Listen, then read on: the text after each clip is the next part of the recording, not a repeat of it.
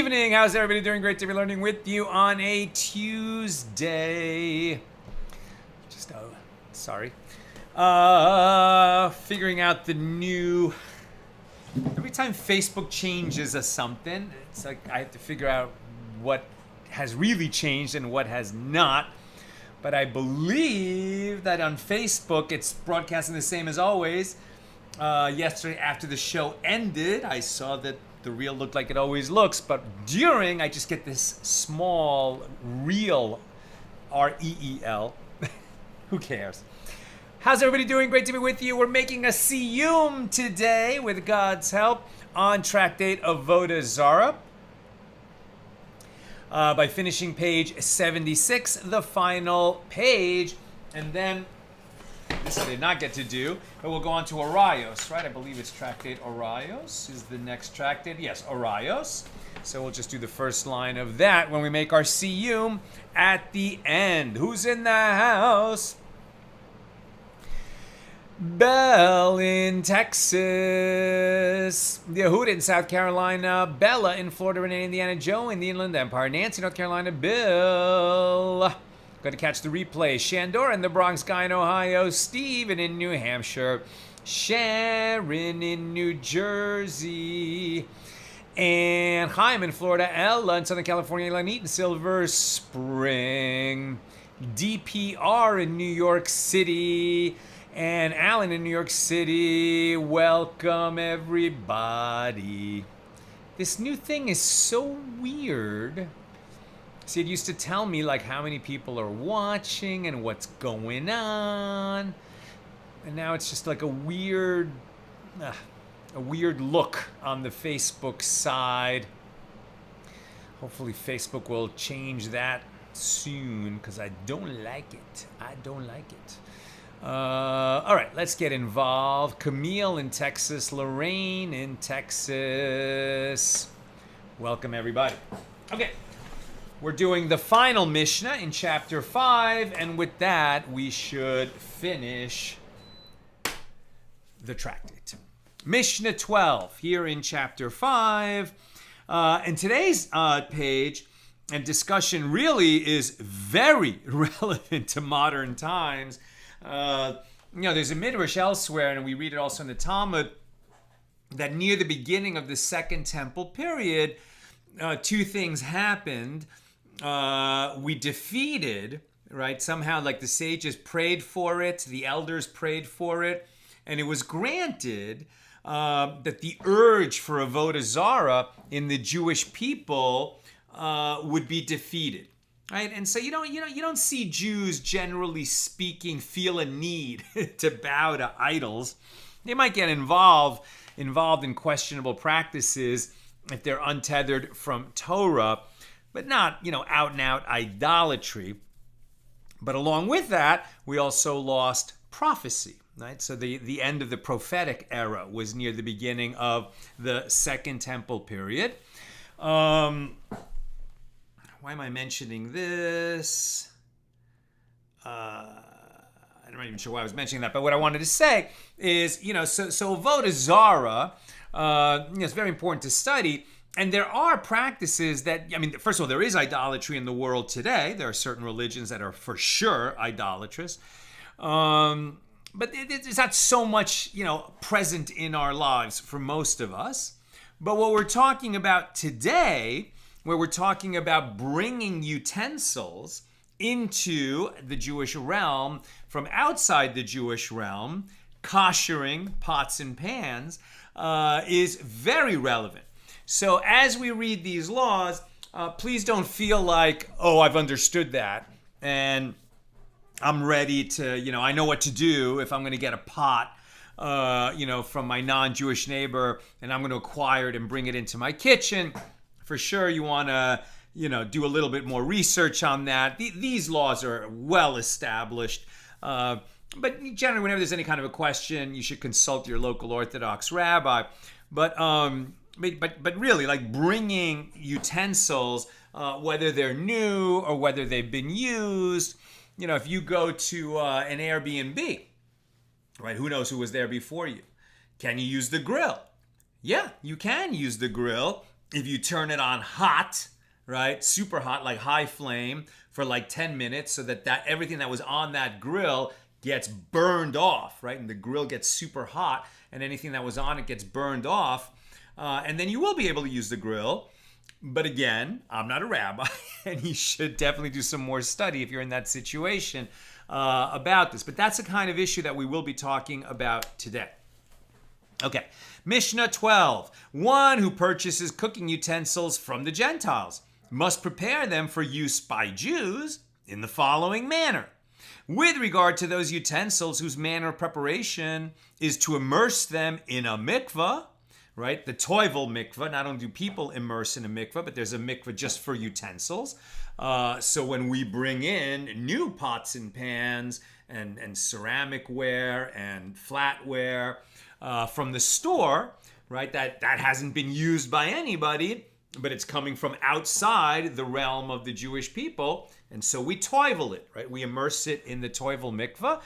It's a ritual bath for the purpose of immersing utensils, just like we're reading about here. With regard to those utensils whose manner of preparation is to immerse them in the mikvah, they require no further preparation. So he just immerses them accordingly. But with regard to those utensils whose manner of preparation is to purge them with boiling water, as these utensils are used with boiling water, for example, pots, he must purge them accordingly. Some things need to be boiled, right? And with regard to those whose manner of preparation is to heat until white hot with fire, as they are used for grilling, well, then he must heat them until they are white hot in the fire. Therefore, with regard to the spit and the grill, he must heat them until white hot in the fire. With regard to the knife, he must polish it and it is rendered pure. We'll be talking more about the knife later in today's daf. Oh, let's light up the darkness. Okie doke. And just because I haven't mentioned it in minutes, our movie opens on Sunday, September 7th, 500 theaters. If you haven't seen it already, or if you have, get a group. Go see the movie. Hopefully it's near enough to you that it's an easy drive. Okay, now the Gemara on Mishnah 12.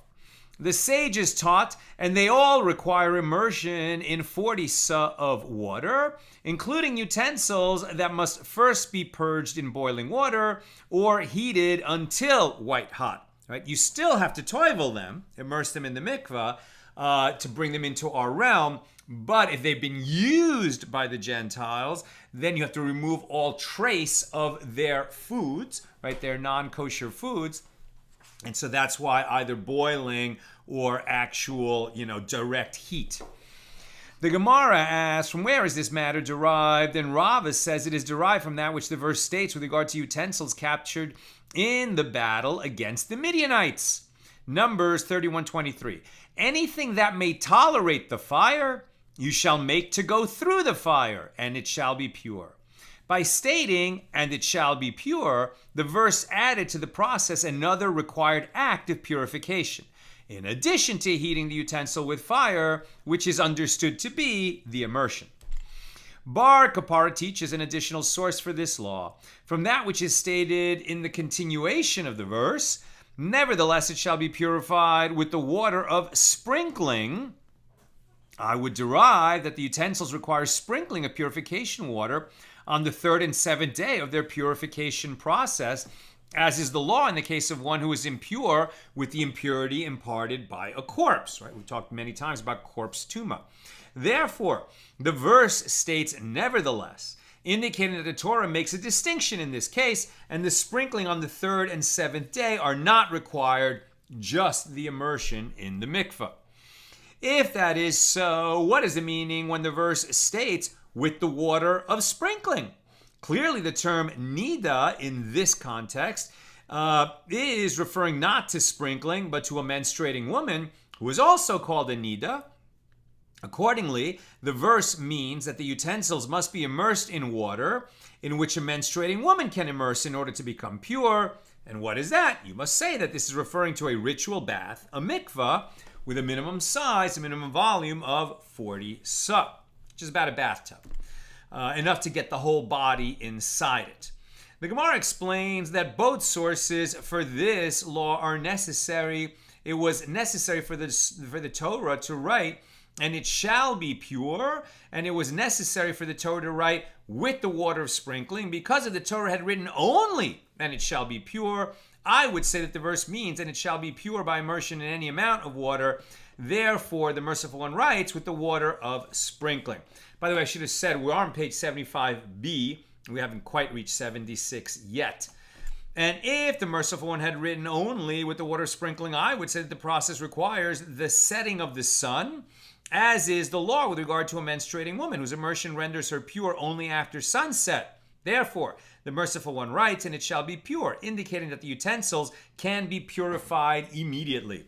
Once you immerse them in the mikvah, you can use them in your kitchen. You probably want to wash them first, but they're ready for use.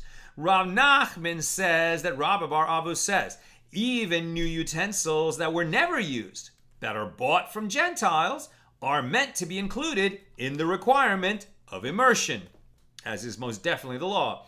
As old utensils that one heated until white hot are similar to new utensils, as they do not contain the flavor of non-kosher food, and nevertheless, they require immersion.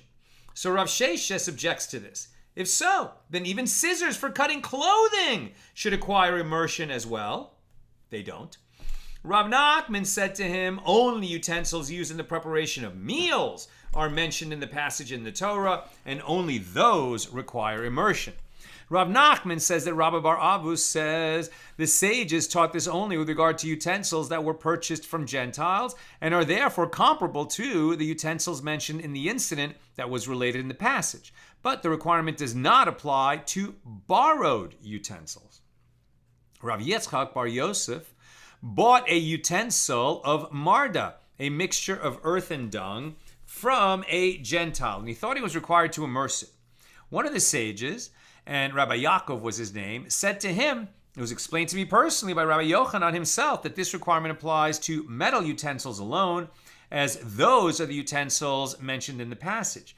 Rav Ashi says, with regard to those glass utensils, since when broken they can be fixed, you can melt them and remake them, they are similar to metal utensils, and they also require immersion. That is true. With regard to lead-glazed earthenware utensils, Rav Acha and Ravina disagree. One says the law is in accordance with its initial state. Since it was initially an earthenware utensil, it does not require immersion. And one says the law is in accordance with its ultimate state. Since it is coated with metal, it requires immersion. And the Gemara concludes, and the law is in accordance with the ultimate state, requires immersion.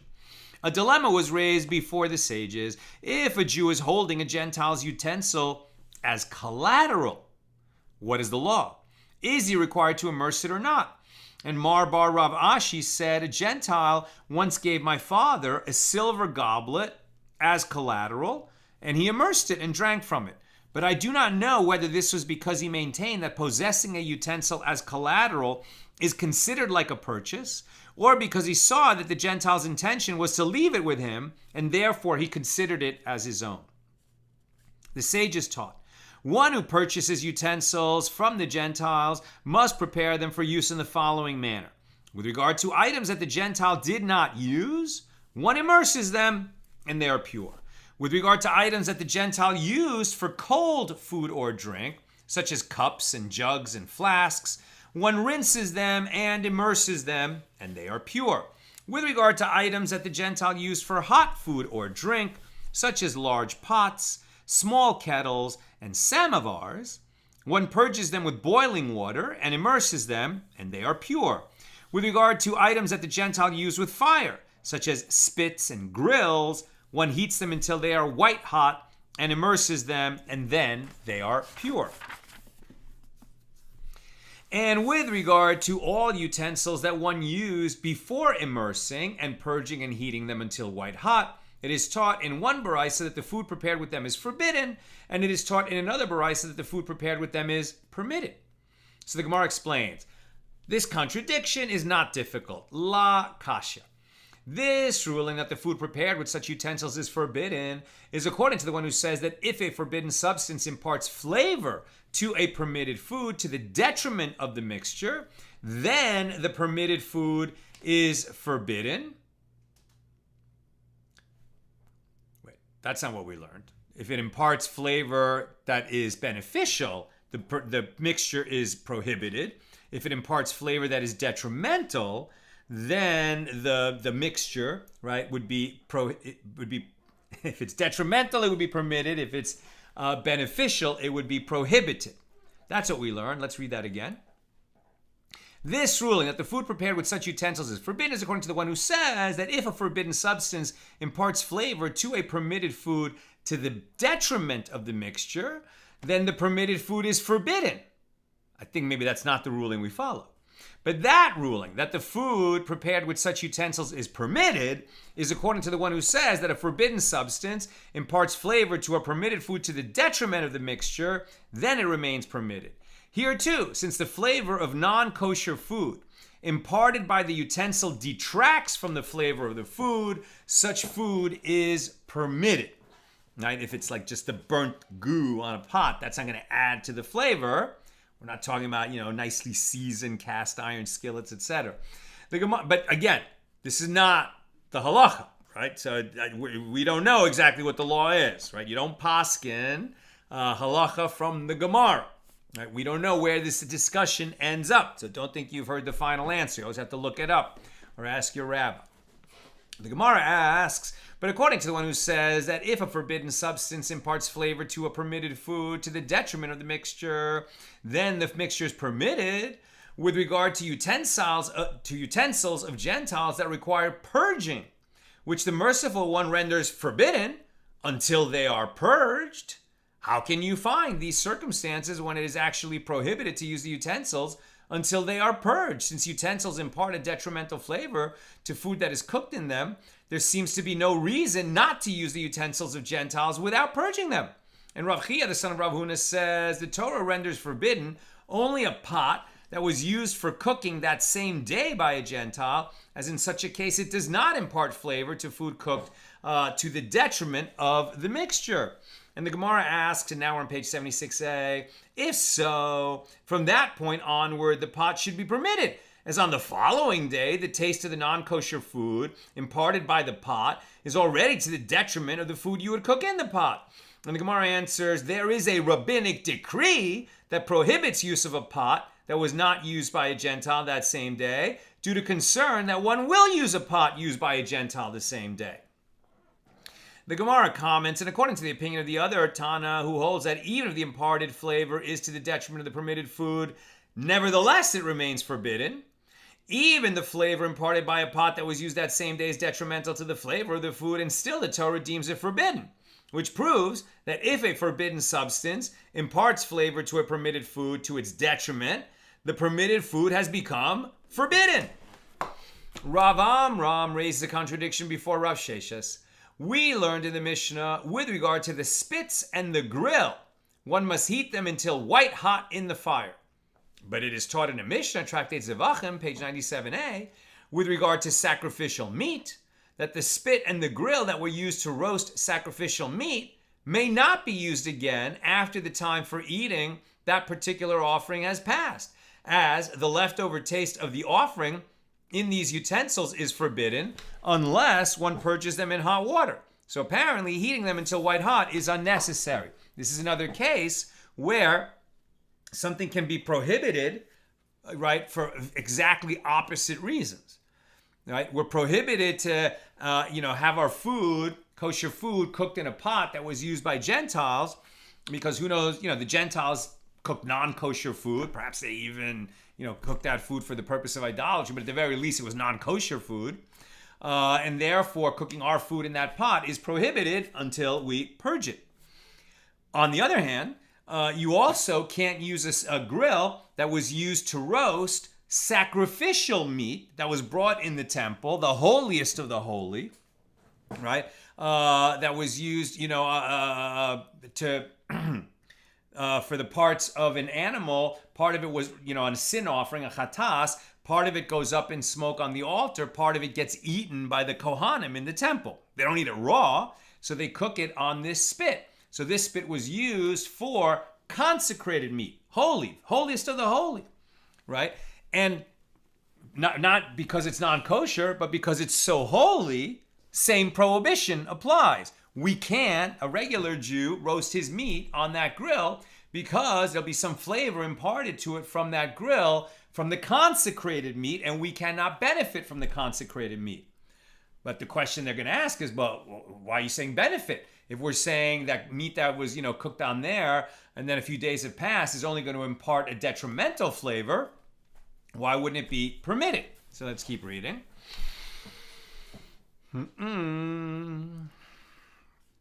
But it is taught in that Mishnah that with regard to sacrificial meat, the spit and the grill that were used to roast sacrificial meat may not be used again after the time for eating that particular offering has passed, as the leftover taste of the offering in those utensils is forbidden unless one purges them in hot water. So apparently heating them until white hot is not necessary. It's enough to boil it.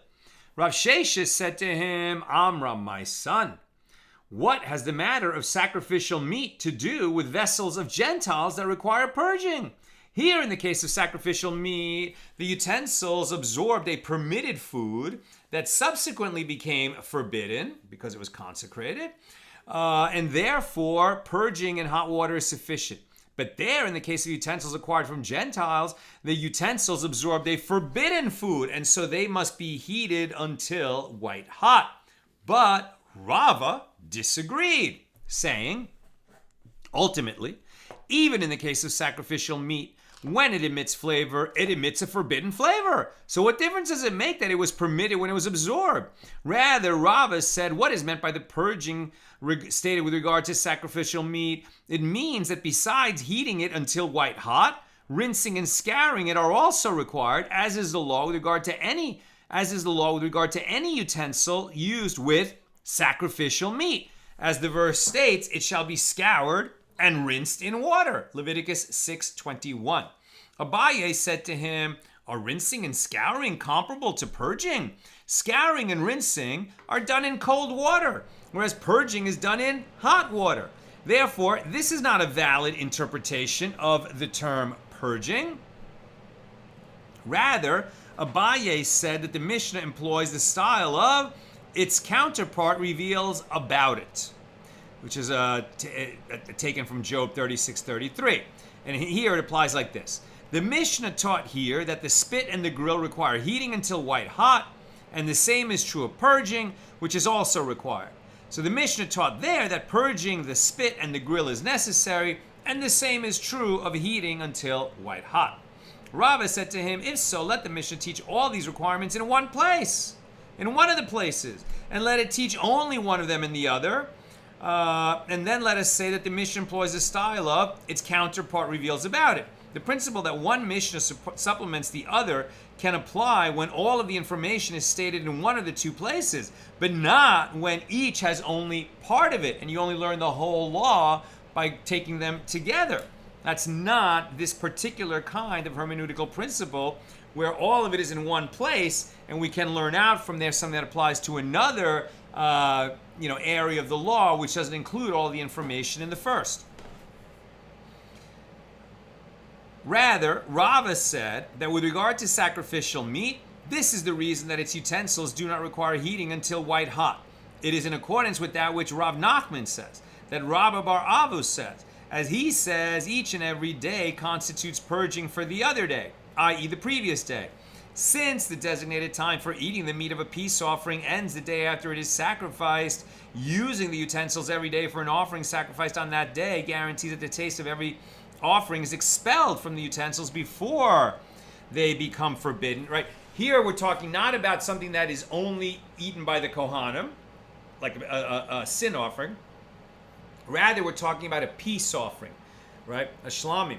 So that is eaten by a regular Jew. So for instance, when we would, ascend to Jerusalem when the temple was standing for Passover, and we would have a group of people all registered to enjoy the Pesach, right, the Passover lamb or goat. and that was not enough food for our group. So we would bring additional offerings, peace offerings. Some of its blood gets sprinkled on the altar, but the rest is for us to eat. So it's permitted for us to eat when it goes on the grill. That's what they mean, it's permitted when it goes on the grill. But there's a time requirement. You have to finish eating it by the next day. So after that, any meat that's left over becomes forbidden. So that's what they mean by when it was on the grill, it was permitted, and later it becomes forbidden. The Gemara raised an objection. This works out well with regard to peace offerings, as since their meat may be eaten over 2 days, purging is achieved before they become leftover sacrificial meat, which is forbidden. But with regard to a sin offering, since its meat may only be eaten over the course of a day and a night, when one cooks the meat of a sin offering with the utensil now, it becomes leftover the next morning. And when one cooks with it again the next day, whether the meat of a peace offering or a sin offering, the utensil expels the leftover taste of the sin offering that was sacrificed now into the meat of a new sin offering or a peace offering, and that should be forbidden. Because the sin offering by now is forbidden, so any taste, residue that it left on the grill has to be forbidden, and if it imparts flavor to some other meat, a new sin offering or a peace offering, that should be a prohibited mixture. So the sages say in response, it is not necessary to purge the utensil by heating it until white hot, even if it was used for the meat of a sin offering. It is possible to avoid such a requirement, as when one cooks a sin offering with the utensil now, he can then cook the meat of the peace offering with the same utensil now, i.e. on the same day, and the taste of the sin offering is subsequently expelled from the utensil on that same day. Replaced, let's say. Then, when the taste of the peace offering is absorbed, it creates a situation where the designated times for eating the meat of the sin offering of the next day and the meat of the peace offering of the previous day are complete simultaneously, and it is therefore possible to use the utensil for cooking the meat of a sin offering the next day without having to purge it from the taste of the previous day's offerings, and one can cook the meat of a peace offering with the utensil the next day, thereby expelling from it the taste of the sin offering on that day, and repeat this practice day after day. This is one of those, like a math puzzle, a logic puzzle. You wouldn't do this, right, unless it was well accepted that this was the proper way to do it. When the temple was standing, they were meticulous in their observance of the laws, and they wouldn't, create these situations that require very precise timing of when we can cook and when we can't cook. They'll be very careful not to come anywhere near the sin. But for testing our understanding of the law, they're coming up with a hypothetical that butts right up against the very edges of what's permitted and what's prohibited.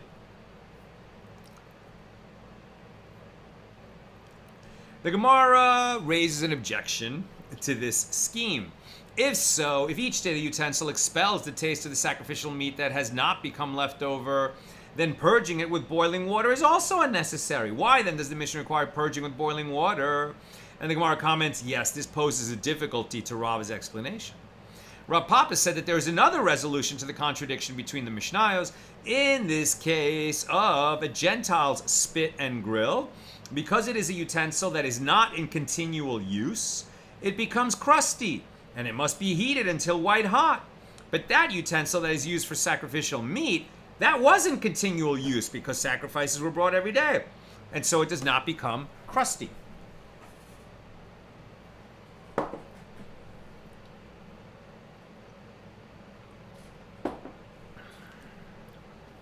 Rav Ashi said, actually, the contradiction should be resolved, as we said from the outset, as explained by Rav Sheshes. Therefore, in the case of sacrificial meat, the utensils absorbed a permitted food that subsequently became forbidden, and therefore purging it is sufficient. Here, in the case of utensils acquired from Gentiles, the utensils absorbed a forbidden food, and so they must be heated until white hot.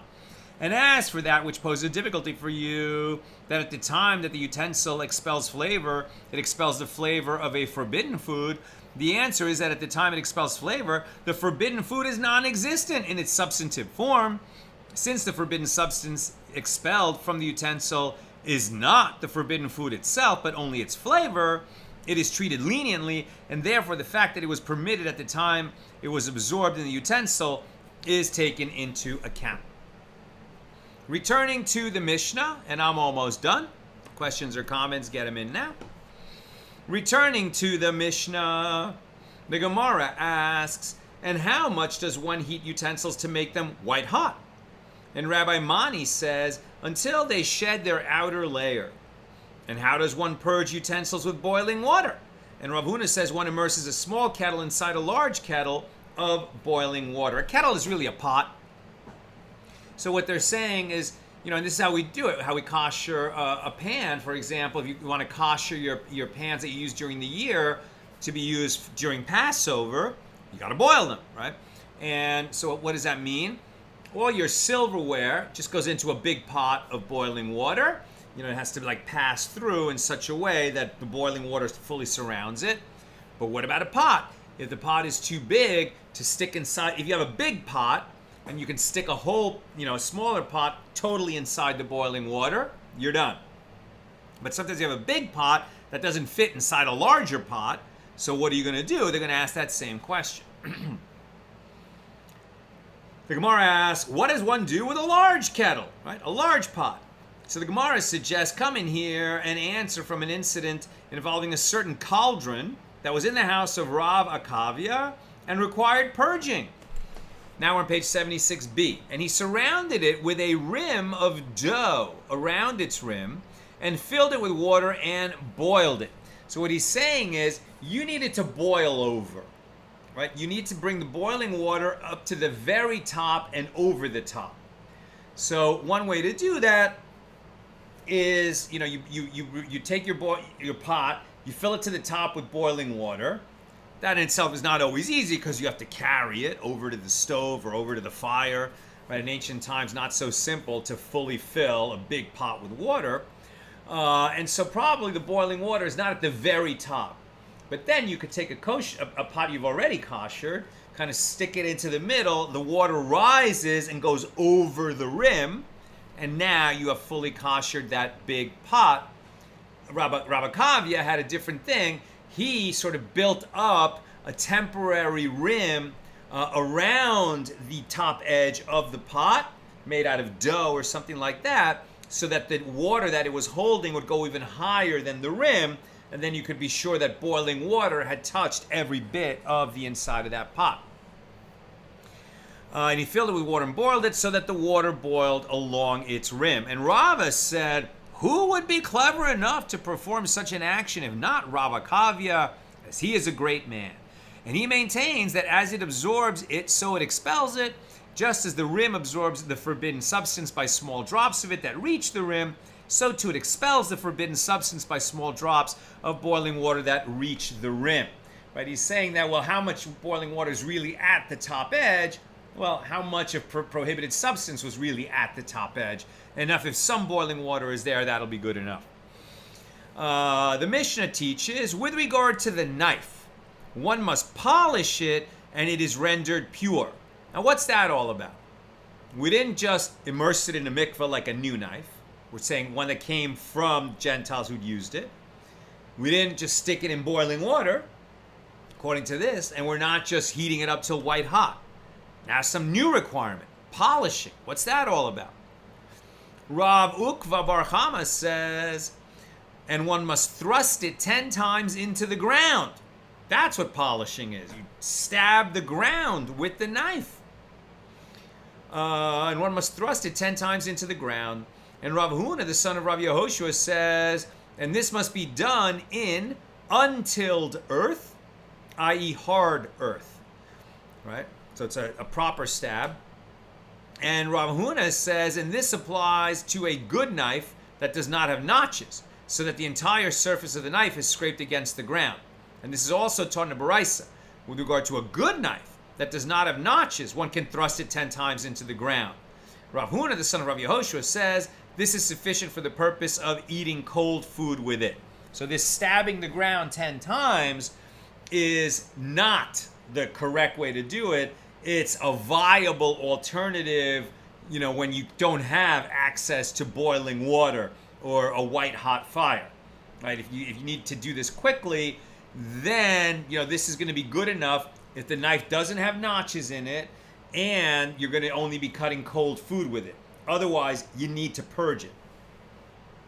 And this is like that incident involving Mar Yehuda. Title of today's show, Better to be Remembered Like Mar Yehuda. The continuation of that would be better to be remembered like Mar Yehuda than to be remembered like, what's his name? Where is he? Bati Bar Tuvi. Poor Bati Bar Tuvi, remembered, not so nice. Let's read on. And this is like that incident involving Mar Yehuda, who was an important personage of the house of the exilarch, right, the leader of the Jewish community in Bavel, and Bati Bar Tuvi, a wealthy man, right? So one is a sage and an official of the exilarch's house, but also a sage, and the other one is a wealthy Jew in the Babylonian Jewish community, which was then part of the Persian Empire. And while there were multiple King Shapurs, this is one of the King Shapurs, and some say was the first King Shapur. So Mar Yehuda and Bati Bar Tuvi were sitting before King Shapur, the king of Persia.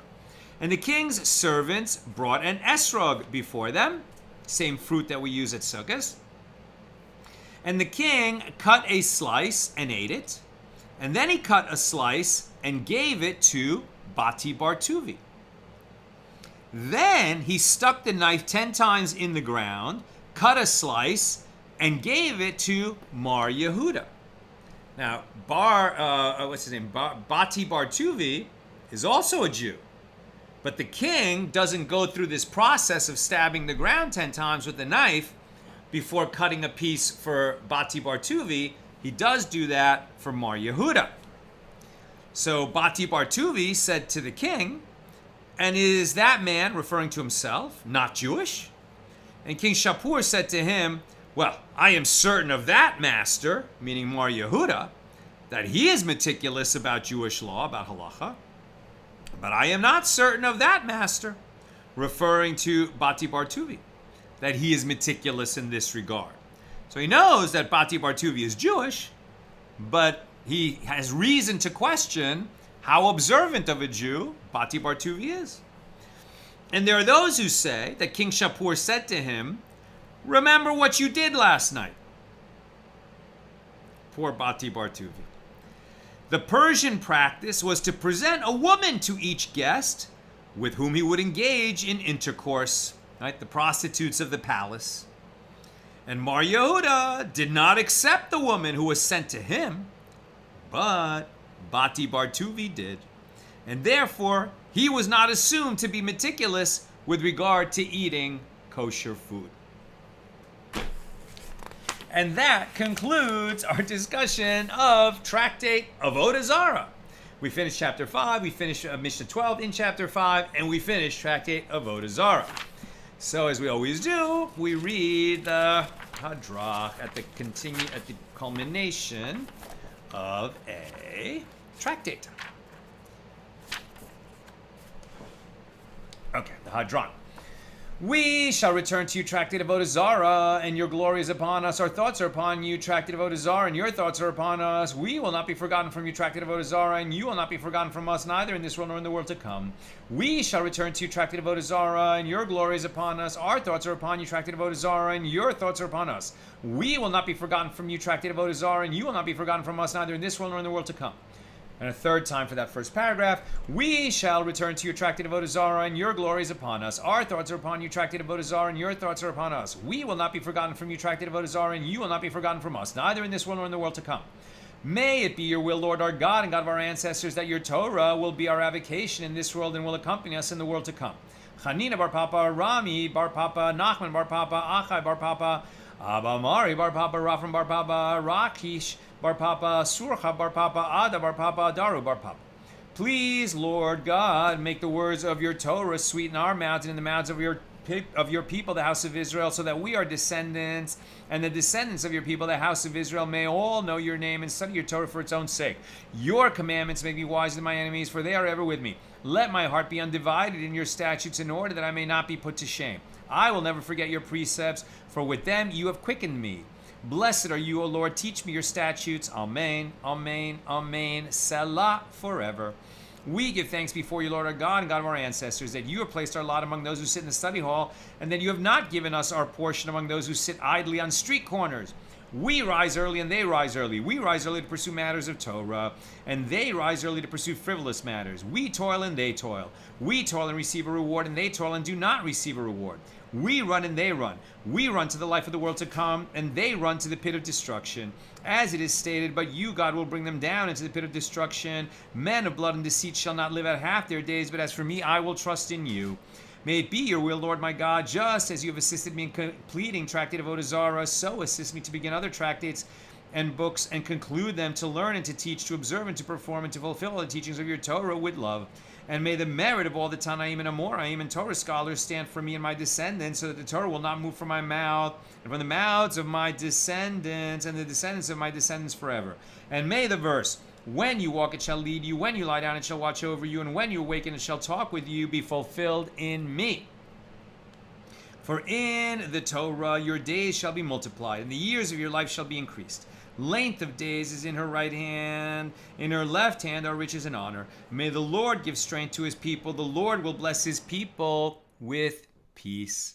And if we were together in a room and there was a minyan, then we would also make the special Kaddish. But with that, we conclude Tractate of Avoda Zara, and we immediately read the first line of Tractate Orayos.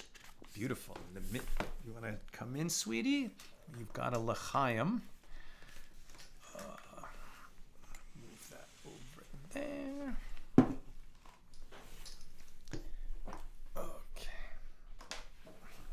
Opa. Alrighty. So just the first line of Tractate Orayos, Mishna number 1.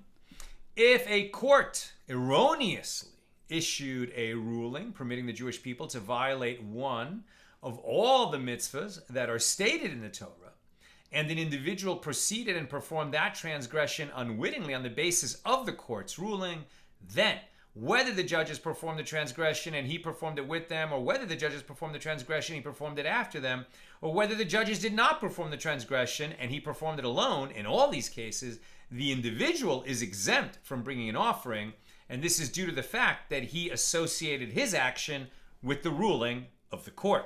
Nice common sense ruling. Okay, pick it up there tomorrow, and welcome, Nina. Thank you. Congratulations again, everybody. We finished another tractate. This one was very interesting, I thought. Right? There's a lot of colorful stuff. Mind-blowing just how much care you have to take to separate yourself from anything that even in any way, shape, or form might even be a little bit kind of like sort of almost a little bit close to idolatry. Really big no-no. I knew we weren't supposed to practice idolatry, but I have more clarity now on just the distancing, the necessary distancing. Yeah. Okay, let's make a l'chaim. Baruch atah Adonai Eloheinu melech haolam shehakol nibid b'ro. Amen. Baruch atah Adonai melech haolam shehakol nibid b'ro. Amen. L'chaim. Do we clink or do not clink? There are mixed views on whether we clink or not. I don't care. Clinking was the way of the Gentiles. It was actually to test. Wait a second. Don't tell me it might have to do with clink. But now with Avoda Zara. Practice? Oh my gosh. No, it wasn't idolatrous. It was to make sure that their drinks are not poisoned. Because the idea is that some of your drink goes into the other person's cup. You know, so that if he poisoned your drink, he would get some of the poison himself. Inconceivable. Inconceivable, exactly. Okay. So there was a couple of comments I put in the document, but I don't know, maybe more have come in. Very good. And just some housekeeping. Tomorrow, Wednesday, should be having class as normal. Thursday, no class. I will be in Dallas for a special screening of Guns and Moses, hosted by American Jewish Conservatives, and I'll be there for a Q&A. Then flying back very early Friday, God willing, and so class should go on as scheduled on Friday. Whirlwind trip, only missing one day, God willing. So just class tomorrow, Wednesday, and class on Friday at the regular time. Just no class Thursday. Sharon, when I got my mother-in-law's silverware, I needed to kosher them because while she was Jewish, her home was not kosher. When I got dishes, silverware, and cooking utensils from my parents, I did not because they kept a kosher home. Did I get this right? I believe you got that exactly right. Because you were bringing it in from the realm of people who were keeping kosher already. There was no reason to think that it would need koshering. Now, if you were bringing in flatware, right, like silver or steel, knives and forks, etc., that you could kosher, right? You could immerse in the mikveh and bring into your home. If it came from, and if it was non-kosher food, you would have to boil them, etc., and immerse them. But ceramic plates that had come into contact with non-kosher food, can't bring that in. We had a relative die, and we had the opportunity to take possession of a really beautiful, huge set of china dishware, the whole 9 yards, place settings for I think at least 12, and it was somebody who didn't keep kosher, so we had to turn it down, which was frustrating. But it was frustrating. If it's ceramic, there's nothing you can do. Right. Yosef, where might I read or hear more about what you mentioned at the top of the show concerning prophecy? I guess Google, and we've covered it, but it's slaughtering the Yetzer Hara and the end of prophecy. I think of not the Yetzer Hara, but slaughtering the urge for idolatry and the end of prophecy. I think it'll come up. Just make sure it's like a Chabad type of source, kosher source. And Sharon says, my understanding is that the pot cannot have a handle that is screwed on or riveted, as you cannot clean around them. Also, knives with wooden or plastic handles. Now, that's a very important nuance, and it's not even as simple as what you just said. So that's why consult your rabbi on questions like that. Very important nuance. Okay, let's see, newest, all comments. Something else came in. It's so frustrating. See how it's like, it's not the way it used to display. It's a reel now. But it's not. Like later, it'll appear normal. Oh. That's what's so frustrating. And not all the comments are showing either. Oh, Come really? on, Facebook. Why you make it so hard? All comments like that should do it. Yeah, but it doesn't load more. Yeah, I think you've got them all. Oh, wait a minute. Here they come. Okay, I think these are earlier though. Mm-hmm. Yes. Camille says, we got San Antonio tickets for Guns N' Moses. Yay! Awesome. And covered that. Oh, Lucy says you've somehow got this on Reels rather than normal video. Wait, then Lucy came back and she was able to, it was working for her later. So. On YouTube. On YouTube, she got it going. No, but on Facebook as well. She said that, yeah. For some reason, it's weird. Like, I guess you can watch it on your phone or something. But then, I was worried about that yesterday. But then later, it showed up as a regular video like it always does. So I can't explain why. They keep changing their system. Over there on the YouTube side, that's nice shaloms, but I don't think questions. Okay, that's what we've got for us today. It's wonderful to complete another tractate. The 27th volume of the Talmud was Avoda Zara. So we begin the 28th volume, Horayos, with God's help, tomorrow, Wednesday. Like I said, no class Thursday. And then, please God, I'm back on time from Dallas on Friday. And we open and we continue Horayos at the regular Friday time, noon Pacific. Any other parting words? Not for me. Yeah. That's all I've got too. All the best, my holy sisters and brothers.